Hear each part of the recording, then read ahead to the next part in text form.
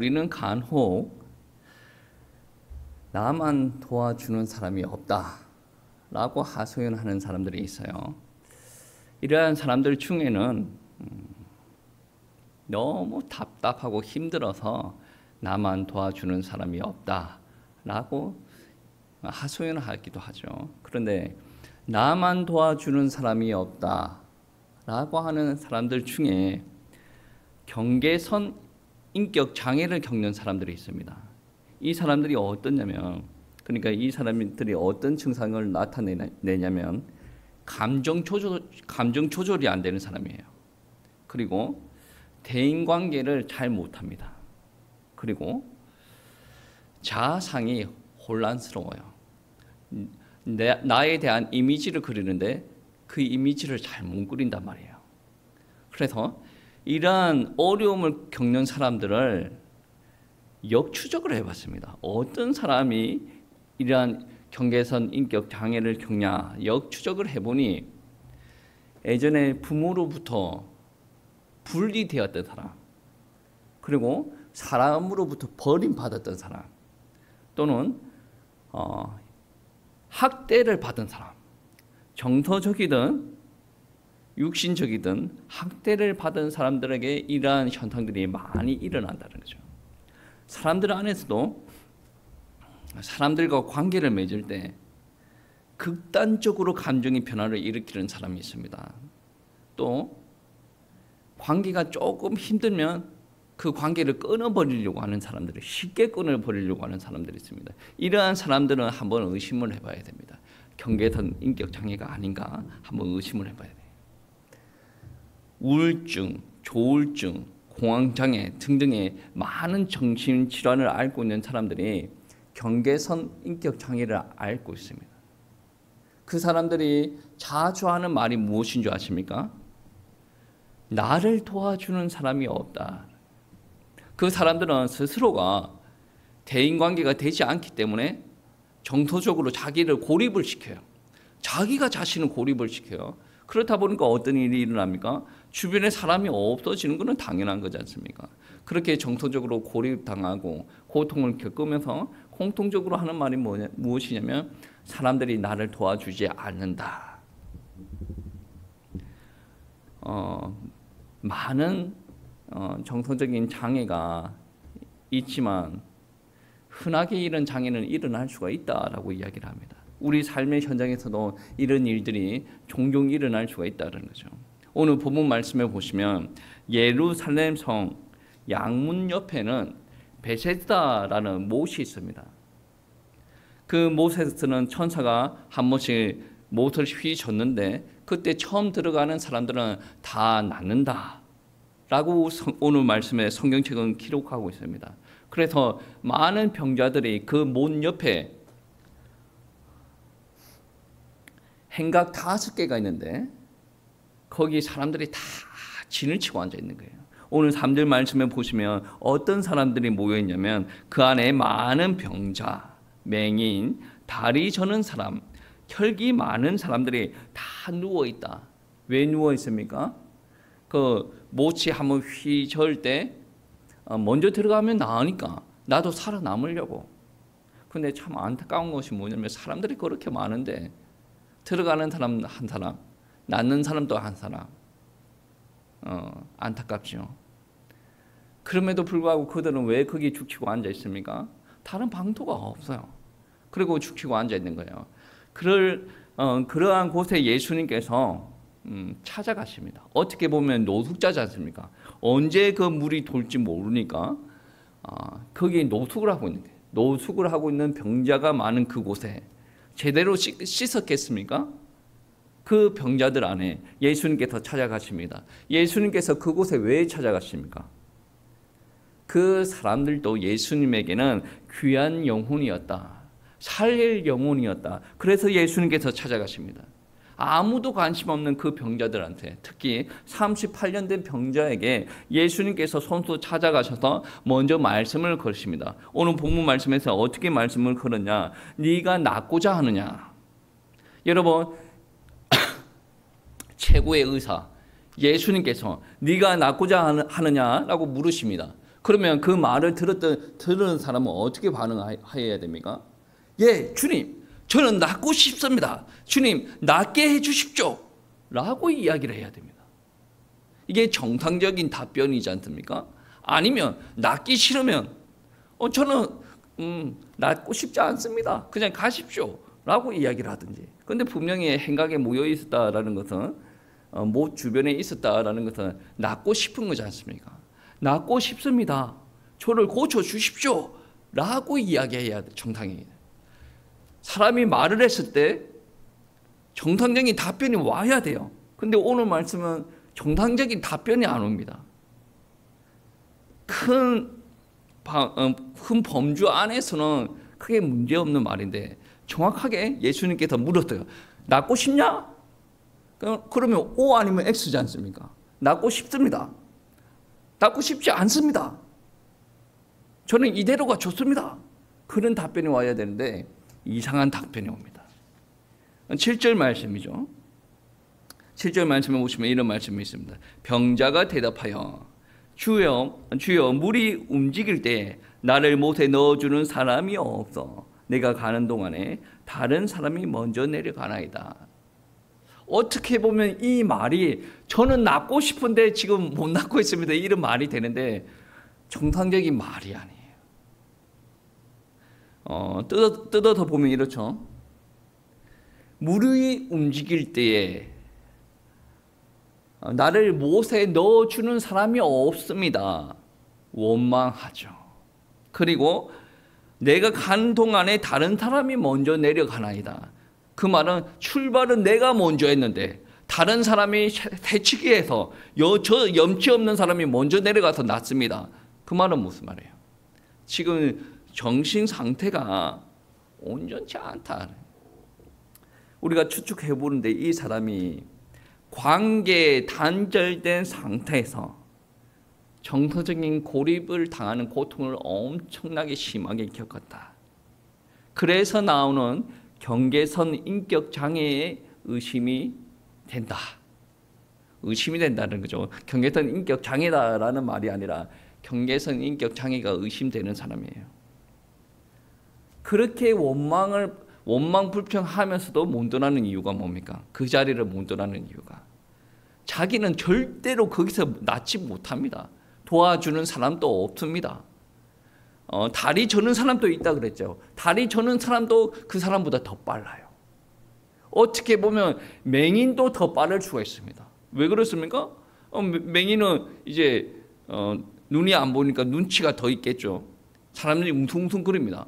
그러면 눈이 안 보이는 거지 다리가 문제 있는 거 아니지 않습니까? 어디에 지어 박히든 말도 무조건 뛰어가지고 물 있는데 점프하면 되지 않습니까? 이 38년 된 병자는 나을 수가 없습니다. 그럼에도 불구하고 다른 방법이 없어서 그 문 옆에 계속 기다리고 있었다는 거죠. 그런데 예수님께서 이 희망 없는 자에게 새로운 것을 주십니다. 오늘 본문 8절 말씀해 보시면 일어나 네 자리를 들고 걸어가라 라고 말씀하십니다. 오늘 본문 말씀해 보시면 좀 이상한 부분이 있습니다. 아니 병자가 내가 낫기를 원합니다. 주님 저를 낫게 해주십시오. 주님의 능력이면 저를 낫게 하실 수가 있습니다. 그런 말이 없어요. 그냥 대뜸 와서 예수님께서 자리를 일어나 걸어가라 라고 하십니다. 우리한테는 이런 본문이 좀 낫습니다. 왜 그러냐면 성경 말씀에서는 네 믿음이 너를 구원하였다. 그런 말씀이 많이 있지 않습니까? 뭔가 믿음을 요구하는 장면들이 많이 있었다는 거죠. 근데 예수님께서 이 병자를 볼 때 어떻게 느끼셨냐면 이 사람이 믿음을 주고 병 치료를 받을 만큼의 상황이 아니었다는 거죠. 그냥 주님께서 능력의 말씀, 생명의 말씀을 던져주고 그대로 행하면 이 사람이 나을 정도의 수준의 순종만 원하셨다라는 거죠. 오늘 본문 말씀에 보시면 그렇습니다. 네 자리를 들고, 이 말은 너무나도 어이가 없는 말이죠. 38년 동안 단 한 번도 일어선 적이 없는 사람이에요. 근데 네 자리를 들고 일어나라 라고 이야기를 합니다. 이 말에는 사기성이 하나도 없습니다.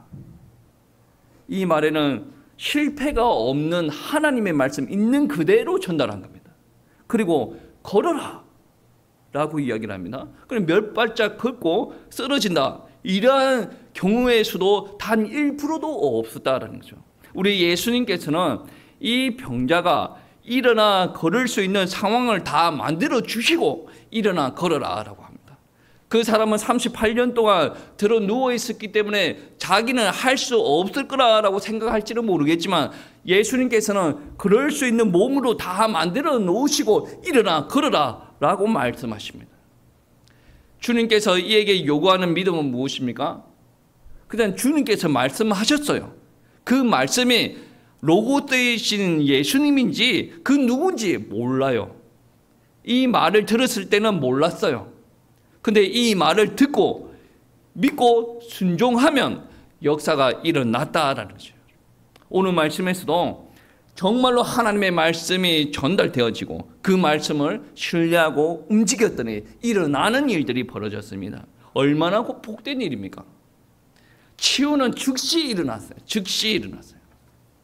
정말로 믿어야 하나님의 말씀이 역사를 하신다라는 겁니다. 주님께서는 기도해 주시거나 터치하거나 그러한 일들이 일어나지 않죠. 단지 말씀으로 역사하신다. 말씀으로. 요한복음 1장 말씀에 우리 예수님을 어떻게 표현했습니까? 로고스, 말씀으로 표현했습니다. 그 말씀이신 그분 안에 생명이 있고 능력이 있습니다. 그 생명의 말씀을 가지신 그분이 말씀을 전했습니다.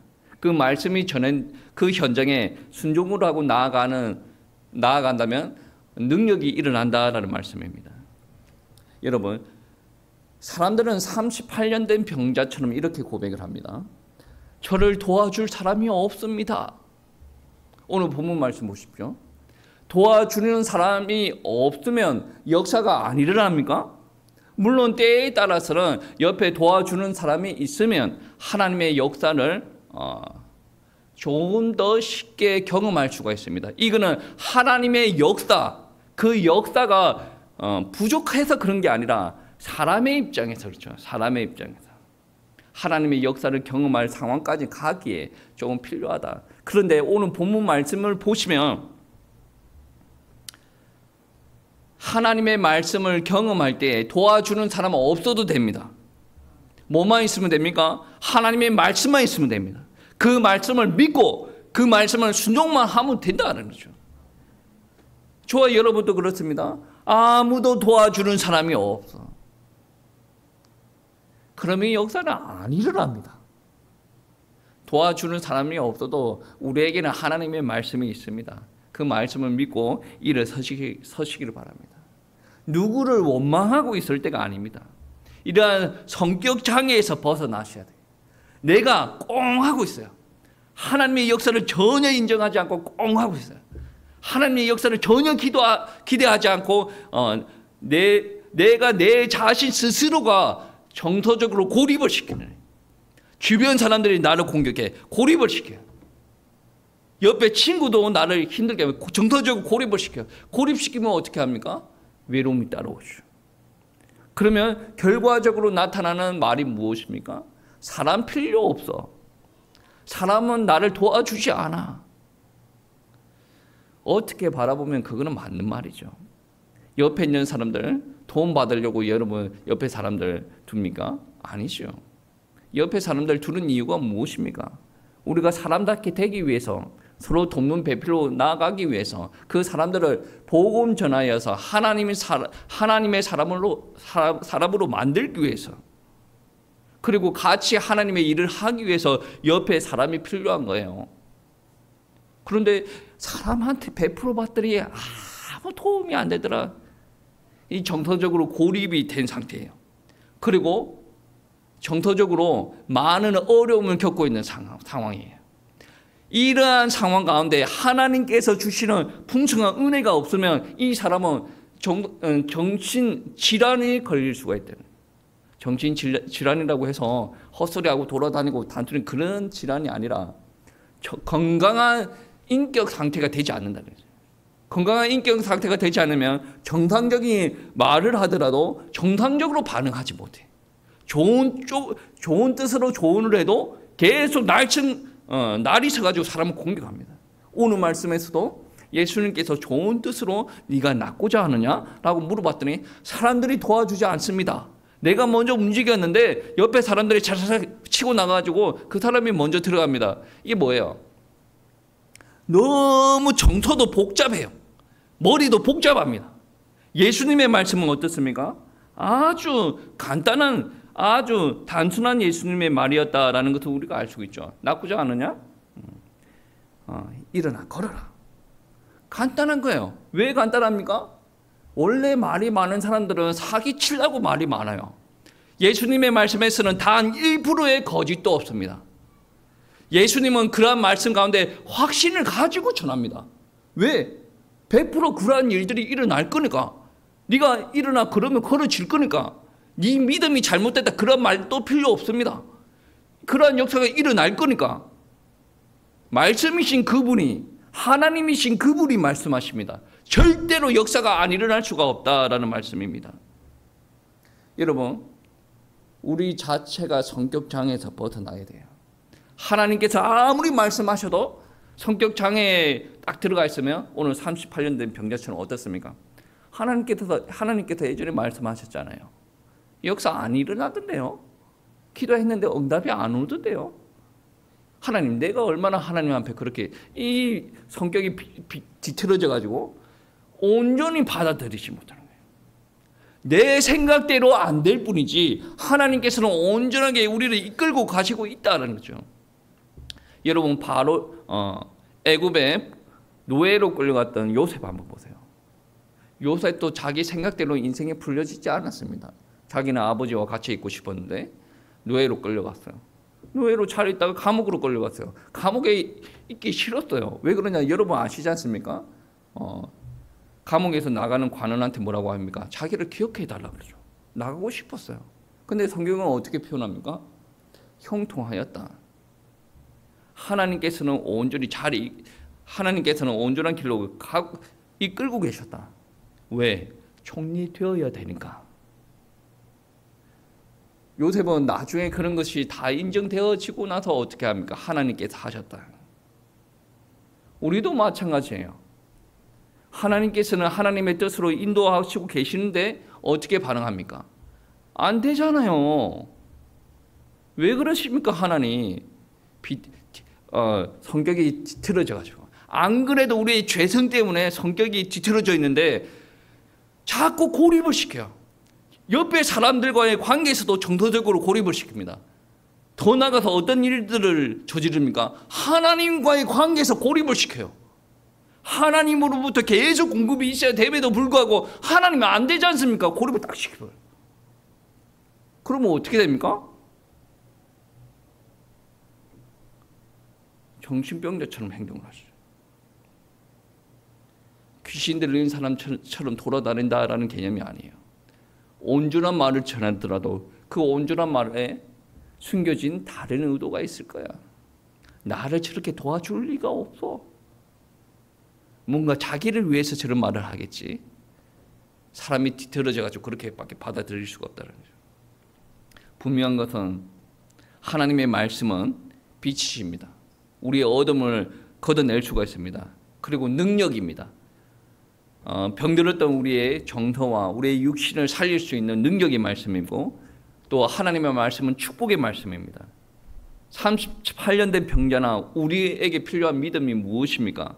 그 말씀을 온전히 믿는 믿음, 순종하는 믿음이 우리에게 그리고 38년 된 병자에게 필요한 믿음이었다라는 것을 인정하시고 순종하시길 바랍니다. 하나님의 말씀을 믿으십시오. 하나님의 말씀 믿어야 돼요. 이제는 더 이상 두려워할 게 없죠. 그런데 아직도 사람들을 메고 있었던 것이 있었습니다. 그것이 무엇이냐면 사회 관습, 전통이지 않습니까? 오늘 말씀 9절 한번 보시겠습니다. 5장 9절 말씀 한번 찾아보십시오. 성경 말씀 읽어보겠습니다. 5장 9절 말씀 한번 찾아보세요. 5장 9절 말씀 우리 다 같이 합동하시겠습니다. 그 사람이 곧 나와서 자리를 들고 걸어가니라. 이 날은 안식일이니. 아멘. 이 38년 동안 누워서 지냈던 이 사람이 일어나서 걷게 됐습니다. 그런데 언제였다라고 합니까? 안식일이었다. 얼마나 축복된 날입니까? 38년 된 병자가 일어났다는 거죠. 모든 사람이 기뻐서 박수치고 축복할 일입니다. 이제 38년 된 병자가 살아났어요. 일어났어요. 그러면 베세다스 그 연못가에 있는 사람들 다 살아날 수가 있습니다. 왜? 능력이신 그분이 왔으니까. 다 살아날 수가 있습니다. 너무 기쁜 것이요. 하나님의 말씀이 찾아왔어요. 그 하나님의 말씀이 찾아왔으니까 기쁠 수밖에 없습니다.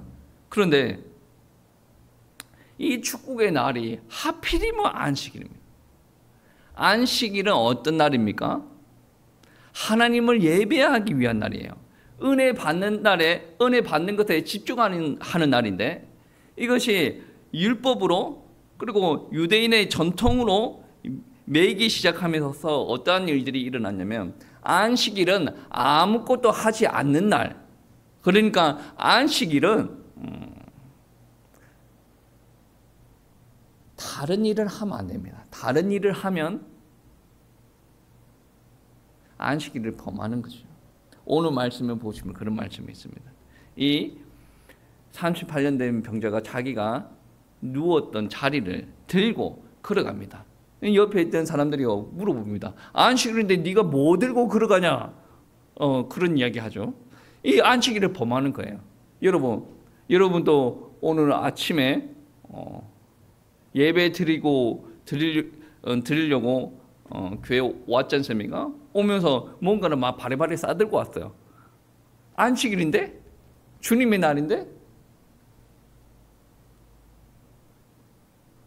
여러분, 참 전통이 무서운 거예요. 믿음이 없어도 전통만 지키면 믿음이 좋은 사람인 것처럼 포장이 될 수가 있습니다. 전통이 유지가 되면 이단 사상이 들어왔을 때 그 이단 사상에 빠지지 않도록 하는 좋은 효과도 있는데 전통이 잘못 자리 잡으면 나한테는 첫사랑이 사라졌어요. 그런데 나는 전통 따라 가고 있네요. 여전히 나에게는 첫사랑이 있다라고 착각하는 경우가 있다는 거죠. 오늘 본문 말씀에 왜 너는 자리를 들고 걸어가냐? 라고 물어봅니다. 근데 이 치료받았던 사람이 누군가 이러한 말씀을 주셨고 그 말씀을 통해서 내가 순종을 했더니 이렇게 걸어갔다. 그분이 예수님이었는데 이렇게 이야기가 갔으면 너무 좋았을 것 같은데 이 사람이 그분이 예수님인가도 모르고 나를 고치신 그 사람이 이거를 들고 가라라고 이야기를 하더라. 그래서 나는 걸어갔다. 틀린 말은 아닌데 조금 아쉬운 부분이 있지 않습니까? 안식일에는 물건을 들고 가면 안 된다. 법을 어겼으니 처벌을 받아야 된다. 라는 이야기가 나왔으니까 계속 그분이 그렇게 하셨다라고 이야기를 하고 나중에는 그렇게 이야기한 사람이 예수님 것을 알고 주변 사람들한테 예수가 그렇게 했다. 그러니까 이제 유대 사람들이 예수님을 또 싫어하는 경우가 있죠. 예수님께서는 그 38년 된 병자가 그 물건을 들고 갈 때 사람들이 그렇게 이야기할 것을 몰랐겠습니까? 다 알고 그렇게 하셨어요. 분명한 것은 안식일 지킨다고 예수님의 능력을 체험하지 못한 꼴이 되었다는 것입니다. 여러분, 우리 주변에도 관습이 있어요. 우리 대한민국 기독교 안에도 관습이 있습니다. 전통이 있어요. 우리 교회 안에도 전통이 있습니다. 그런데 지금까지 우리가 따랐던 전통이 혹여나 잘못되었다라고 한다면 우리의 치료와 회복을 위해서 그 전통을 버리고 새롭게 출발하는 일들이 있어야 됩니다. 이것이 믿음입니다. 이야기했지 않습니까? 전통에 의지하여서 내가 믿음 있는 척 살아가는 사람들이 있어요. 근데 전통을 버리자라고 하면 그 사람은 어떻습니까? 자기는 전통에 기대어서 믿음 있는 척 했는데 전통을 버리면 그 사람은 기댈 데가 없는 거예요. 믿음이 있는 사람은 괜찮단 말이에요. 이 전통이 잘못되었습니다라고 했을 때 믿음이 있는 사람은 그래, 전통이 없어도 하나님의 말씀에 기대면 되니까. 근데 믿음이 없는 사람은 전통 말고 다른 거 하십시다라고 하면 문제가 생긴 겁니다. 그러니까 그거 없애면 안 됩니다. 발부둥 치는 경우가 있죠. 없애면 안 됩니다라고 하는 것이 아니라 그거 없앴을 때 나한테 일어나는 증상이 어떠한 증상일까? 나의 영적인 상태는 어떠한 것일까? 그러면 이게 정상적인 신앙생활이었는가? 한번 고민을 해봐야 돼요. 내가 정말로 전통에 의지하였지 하나님의 말씀에 의지하지 않았다라고 판단이 났을 때는 정신이 번쩍 들어야 돼요. 내가 하나님의 말씀을 의지하지 않았구나. 하나님의 말씀 붙들고 나가야 되겠구나. 이렇게 돌아와야 돼. 이게 진짜 믿음이에요. 우리가 극복해야 될 믿음 중에 어떤 믿음이냐면 전통에 의지하는 믿음 극복해야 됩니다. 좋은 전통을 이야기하는 것이 아닙니다. 잘못된 전통, 없어도 되는 전통을 만들어가지고 우리가 그게 하나님의 말씀인 양 의지하고 가는 것을 극복해야 돼요. 오늘 말씀에 안식일 때문에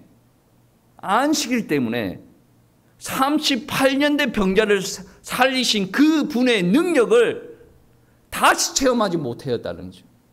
행각 5곳에 병자들이 우르르 몰려 앉아 있었는데 그 사람들 모두 다 예수님의 능력을 체험하면 얼마나 좋겠습니까? 그런데 안식일에 그거를 왜 들고 걸어가냐? 고정관념이, 전통이 예수님의 능력을 체험하지 못하게 했어요. 예수님 또 그러한 일이 일어날 줄 다 알았겠죠. 근데 그 병자가, 일어났던 병자가 그분이 나를 이렇게 말씀하셔가지고 살리셨다. 저분이다. 이 사람들이 쫓아가지고 목가에 있던 사람들이 다 예수님 쫓아가지고 치유받으면 그만큼 아름다운 일이 없어요. 근데 치유하신 그분이 안식일을 범하게 했다. 우리 정통을 무너뜨렸다. 굳이 갈 필요가 없다. 이런 식의 믿음이 그들 안에 들어왔다는 거죠. 잘못된 전통은 깨부셔야 됩니다. 여러분 아시죠? 요즘에 교회에서는 드럼 치는 것을 나쁘게 생각하지 않습니다. 근데 예전에 교회에 처음 드럼이 들어올 때 어떻게 했습니까? 목사님들이 막말로 해가지고 마귀 새끼냐 막 이런 이야기를 했습니다. 저도 그게 이해가 갑니다. 왜 이해가 가냐면 헤비메탈이라고 귀신을 찬양하는 음악들이 좀 있습니다. 그 음악들이 드럼을 많이 사용합니다. 드럼을 사용하는데 우리 교회는 베이스가 한 개지 않습니까? 이거 밑에 있는 거 베이스 2개를 놔두고 사용하는 메탈 음악도 있고 막 그렇습니다. 그런데 그 나름의 그런 악기를 고정관념으로 바라보면 저 악기는 세상 음악이야. 저 악기는 귀신 찬양, 귀신 노래할 때 쓴 거야. 그 고정관념을 다 깨부시고 우리는 하나님을 찬양할 때 써야 돼. 우리 기도하면서 한번 접목을 해보자 라고 시작하니까 나름의 긍정의 효과가 있었지 않습니까? 우리 출애굽할 때도 북을 가지고 노래했지 않습니까? 미리암입니까? 소고를 치면서 노래했다는 거죠. 그때는 소고가 무조건 하나님을 향한 악기로 그렇게 사용된 겁니까? 아니지 않습니까? 다윗은 피파, 수금으로 그렇게 다 세상 노래하는 건데도 우리가 하나님 앞에 가지고 가지고 다시 유용하게 적용할 수 있는 문제들. 전통을 극복을 해야 더 좋은 것을 우리가 받아 누릴 수가 있다. 그리고 마지막으로 극복해야 되는 믿음이 뭐냐면 죄의 욕망을 극복해야 돼. 죄의 욕망을 극복을 해야 우리가 참된 능력을 체험할 수가 있습니다. 예수님께서는 그 병자를 살리실 때 목적이 무엇이셨습니까? 사람의 입장에서는 병에서 낫고 우리가 평안하고 행복하게 살았으면 좋겠다. 근데 하나님의 목적은 그건 아닙니다. 하나님께서는 여러분 평안하고 잘 살기 위해서 그렇게 만드시겠습니까? 아닙니다. 하나님의 목적은 무엇이냐면 이 사람이 병이 낫는 것을 경험을 하고 정말로 새로운 삶을 살아가기를 원하시는 거예요. 오늘 말씀 14절 말씀 한번 보시겠습니다. 5장 14절 말씀 우리 다 같이 합독하시겠습니다. 그 후에 예수께서 성전에서 그 사람을 만나 이르시되 보라 내가 나았으니 더 심한 것이 생기지 않게 다시는 죄를 범하지 말라 하시니. 아멘. 다시는 죄를 범하지 말라. 더 심해지지 않게 다시는 죄를 범하지 말라. 이거는 우리가 추측을 해볼 수가 있는 말이죠. 죄가 더 병이 더 심한 것이 생기기 전에 다시는 죄를 범하지 말라. 그 말은 전에 이 사람이 죄를 범했다라는 것이죠. 그 죄를 범하고 나서 이 사람이 병이 들었던 것 같아요. 죄 때문에 병들었다라는 것을 확신적으로 이야기하기는 그렇지만 분명한 것은 이 사람이 들어눕기 전에 죄를 범했다는 거죠. 근데 예수님께서는 이 사람을 살리시면서 죄에서 떠난 온전한 삶을 살기를 원하시는 주님이에요. 낫는 것이 목적이 아닙니다. 죄에서 벗어나는 것이 주님의 목적이다라는 거죠. 더 비참한 병이 무엇이 있겠습니까? 우리는 많은 고통을 겪으면 이게 바닥인가 봐. 이러한 고통이 없어. 내가 제일 큰 고통을 겪고 있어. 38년 동안 들어 누워 있어 봐봐. 정말 죽을 맛이야. 그거보다 더 심각한 질병도 있습니다. 그리고 더 나아가서 그 심각한 고통을 영원토록 경험해야 될 지옥도 있습니다. 계속 병 조금 나았다고 죄를 범하고 다니고 내가 하고 싶은 것을 하고 다니면 어떠한 일들이 일어납니까? 더 심한 것을 주님께서 주신다라고 이야기를 하죠. 기적적으로 병이 나았다고 하여서 믿음을 가지지 않으면 완전히 나은 것이 아니다는 거죠. 여러분 보세요. 이 사람이 믿음이 좋아서 나았습니까? 어떻게 생각하면 예수님께서 그냥 주신 거예요. 주신 건데 조금만 믿음 가지고 근데 이 사람이 하는 행동들 보면 아직도 믿음의 사람 같이 보이지 않습니다. 그래서 예수님께서 죄를 범하지 말아라 라고 이야기를 하는 겁니다.